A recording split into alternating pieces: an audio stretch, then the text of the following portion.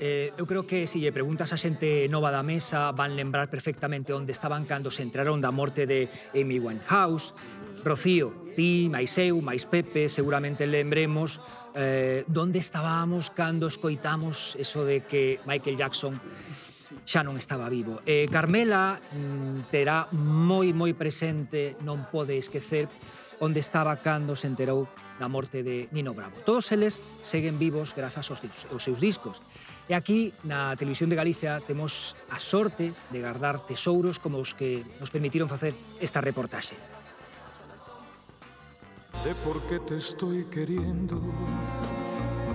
A morte inesperada e prematura dun cantante de éxito produce sempre unha conmoción entre o público.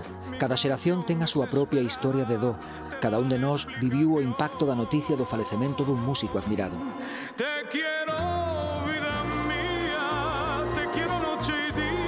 Nos 70 foron os accidentes de tráfico os que se levaron a Nino Bravo e Cecilia. Imposible saber onde tiveran chegado se non morreran con 28 e 27 anos, respectivamente. En 1991, Tino Casal ía de copiloto nun coche que chocou contra unha farola. Non levaba o cinto de seguridade. Tiña 41 anos. Un ano antes morrera tamén, en accidente de tráfico, Bruno Lomas, ídolo dos 70.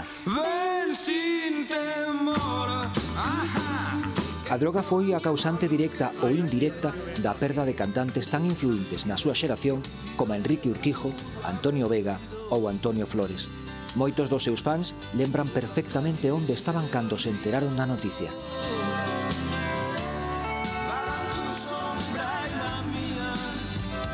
O cancro levou a Carlos Berlanga, cantante, guitarrista e compositor que acompañou a Alaska en Caca Deluxe, Los Pegamoides e Dinarama, Súa Son, Bailando ou A Quién le importa.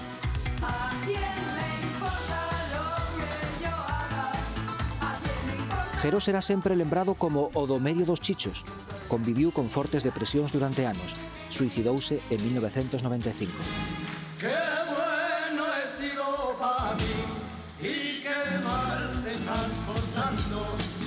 Marcharon moi cedo, moito antes do que lles tocaba, pero a súa música pervive en todos nós.